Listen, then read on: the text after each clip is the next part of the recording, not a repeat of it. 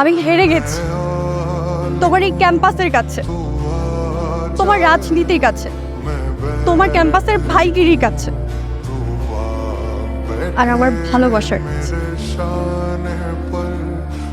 তোমার রাজনীতির কাছে আমার কোনো মূল্য নাই। আমি তো একটা তেজপাতা, না না টিস্যু পেপার। তার চেয়েও খারাপ অবস্থা আমার ভালোবাসার। তোমাকে ভালোবেসে আমি কি পেয়েছি? শুধু কষ্ট আর দুঃখ।